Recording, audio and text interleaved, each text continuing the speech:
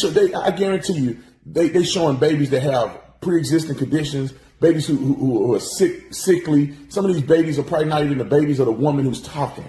And nobody is verifying none of this stuff. They just going and believing propaganda.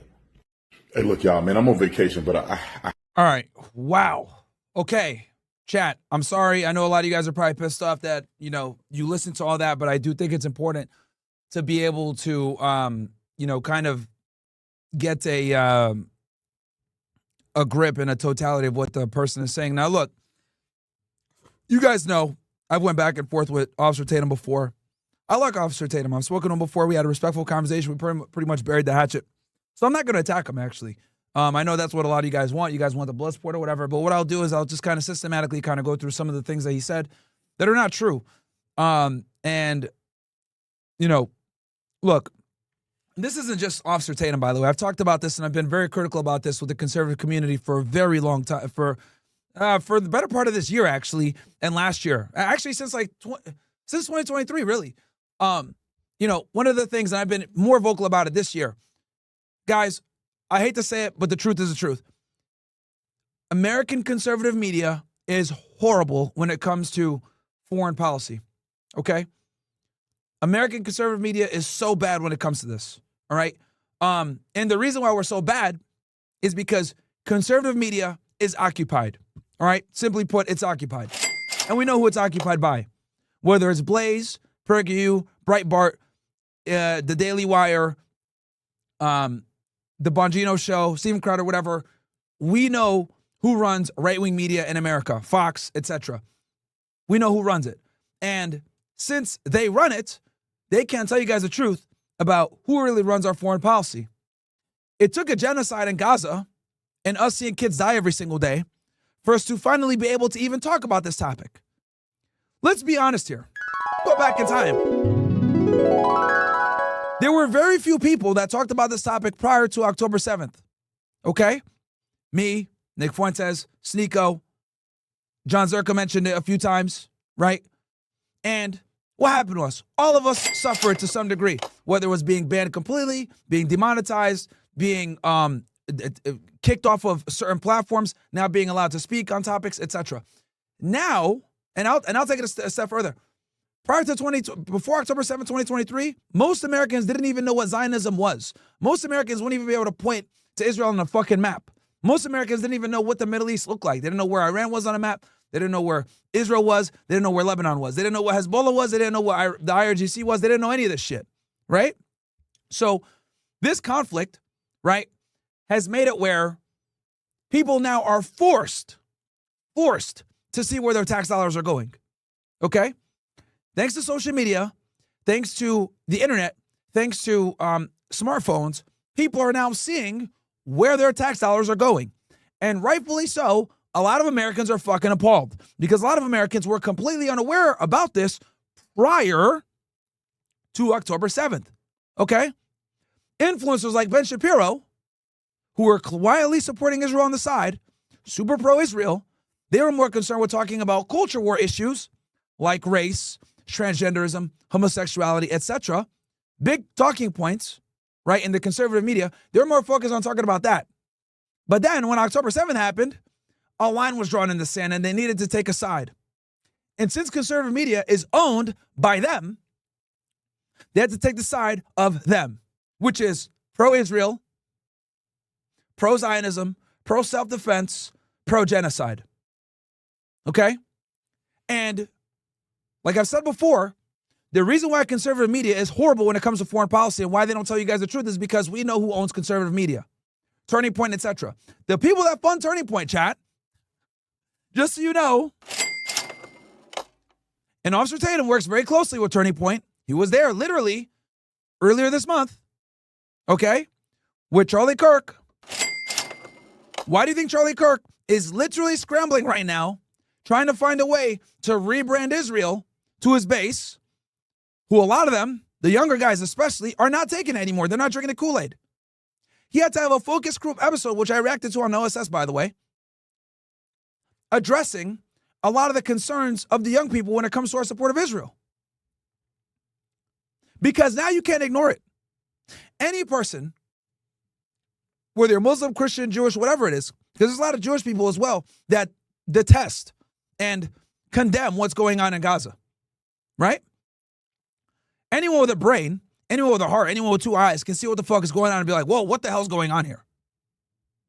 Right? And now Americans can see where their tax dollars are going. So they're not supporting Israel. So what you guys are seeing is a calculated,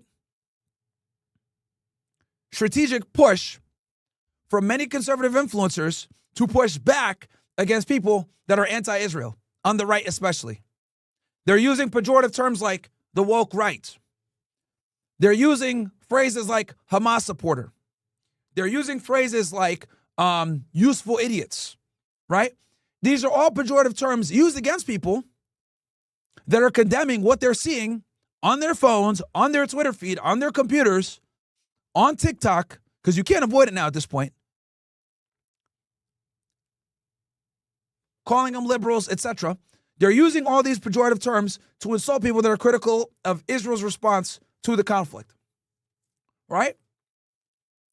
And not only is Israel's response terrible, if you actually know the history, you would be like, what the fuck? Because I find that interesting how Officer Tatum is saying, yo, they're the only democracy in the Middle East. They align a lot with our values or whatever.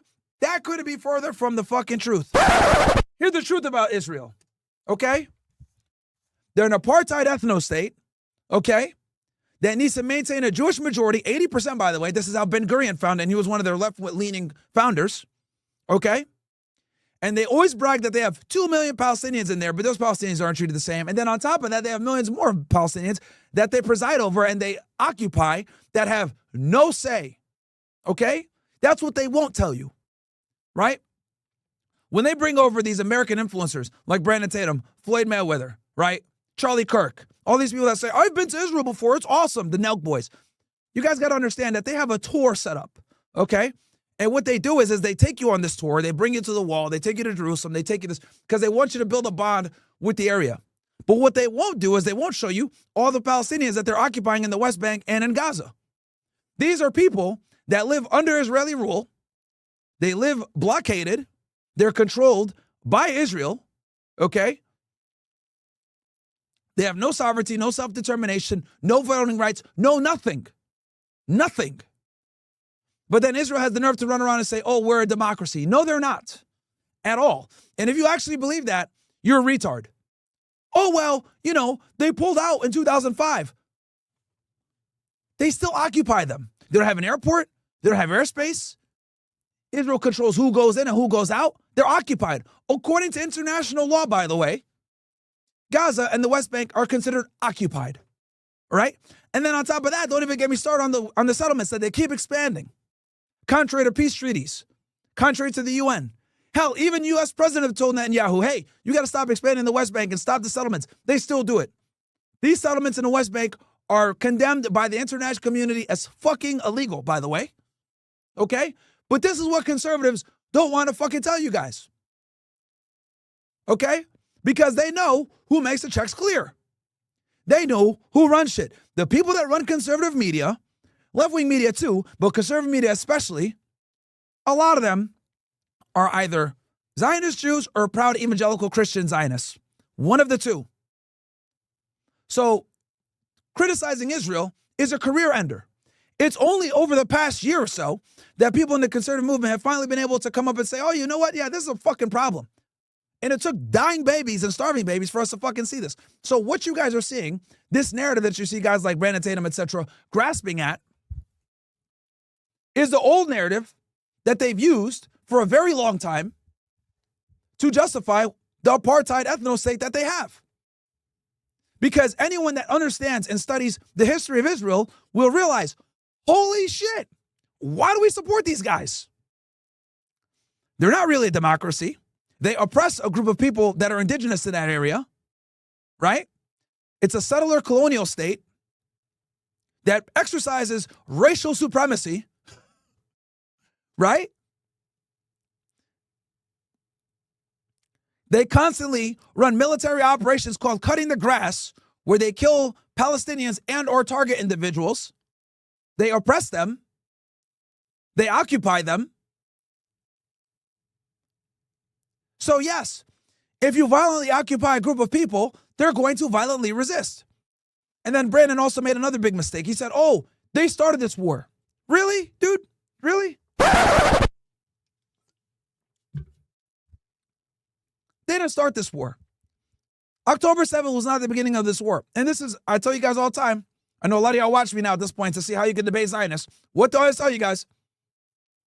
Zionists always start the conflict where? At October 7th. They always start the conflict at October 7th. And the reason why they start the conflict at October 7th, this fucking thing is blurry. Sorry, guys. The reason why they start the conflict at October 7th is because it gives them the most wiggle room to give you their propaganda bullshit. Right? But they'll never tell you why it started on October 7th. They'll never tell you what led up to October 7th. They'll never tell you about the damn near 100 years of occupation. They never tell you how they'll say some bullshit like, oh, well, Palestine doesn't exist. Oh, really? Oh, really? What does this say right here? Just to show you guys how much these fucking assholes lie.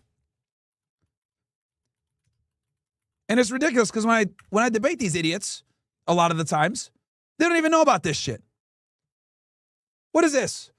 The Balfour Declaration, right? You look at this.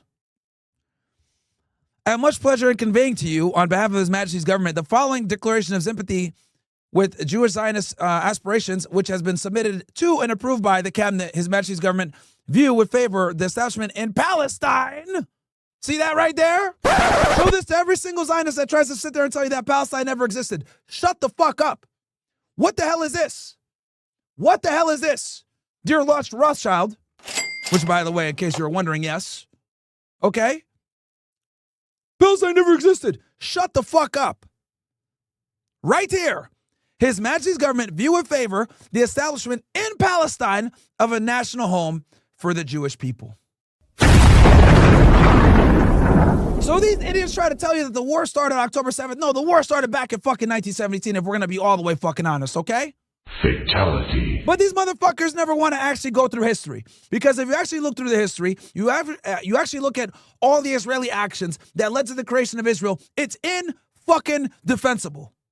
Indefensible. I've done so many episodes where I've exposed to you guys the dark history of Israel. The very terrorism that they cry about and condemn every single day, Hamas, terrorist organization, Hamas. Okay, motherfuckers, how was the state of Israel created? How was it created? I'll tell you how. By the Haganah, Irgun, Stern Gang. These are terrorist organizations. Zionist paramilitary terrorist organizations that ran around killing Palestinians and or kicking them out of their houses. That's how fucking Israel was created. But they don't want you guys to know that shit. Never. They don't want you guys to know about the Balfour Declaration because that acknowledges that Palestine actually exists. They don't want you guys to know about the Nakba. They don't want you guys to know about their bullshit partition plans that gave 56% of the land to them when they were only purchased 70% of the population. They'll make lies and say, every single peace agreement we had with the Palestinians, they never accepted it. Yeah, they're not going to accept it because you took their fucking land. That's the equivalent to you going ahead and saying, someone breaks into your house, takes your fucking, not even breaks into your house. You let somebody come into your house because they're being persecuted, right? Imagine this, chat. If I could go ahead and break this shit down, and the Israelis don't like for you guys to hear this shit, but here's the fucking truth. You got people that are being persecuted. You invite them to your home, you give them shelter, you give them food, right?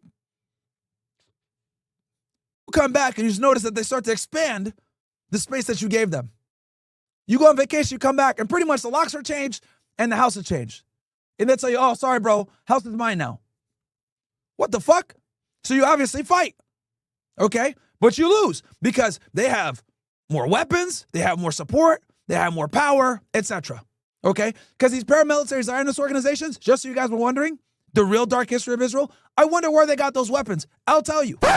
They got them from the United States. They were illegally smuggled in the 1930s and 40s through the Italian mafia and the Jewish mafia to be smuggled into mandatory Palestine back then, before the creation of Israel. Okay? And those weapons were used by these Zionist paramilitary organizations, aka terrorist organizations. Even the State Department recognized them as terrorist organizations. Those weapons were used to kill Palestinians. Okay? There's a dark side they don't want you guys to know. This stuff that Officer Tatum probably don't even know about. He's talking about Hamas, a terrorist organization. Bro, The IDF is the longest running terrorist organization in the fucking Middle East. Let's talk facts. Let's talk facts. The only reason that you don't know that they're a terrorist organization is because they rebranded. The Israelis were smart enough to realize, oy vey. Probably not a good idea to keep the Ergen and Haganah around. And the Stern Gate, we got to rebrand. What do we call ourselves? How about the Israel Defense Force? Good idea. Bam. IDF was created. Oy vey. But they don't want y'all to know this shit, do they? They don't want you guys to know this shit. So anyway, you're in your house, you fight with these guys now because they tell you that you can't come back, right? You lose the fight, and then they tell you, you know what? This is what we'll do. We're going to keep the master bedroom, the kitchen, the master bathroom, the living room, everything else like that. You get the guest bathroom and garage. And we control when you get food and when you get water and everything else, okay? Cool. Nigga, you in fight too. Get the fuck out of here, bro. Welcome, punch! First it was your house. You let these people come in. They come in and then they take it. And then they tell you that you're subject to only a portion of the land that's fucking yours.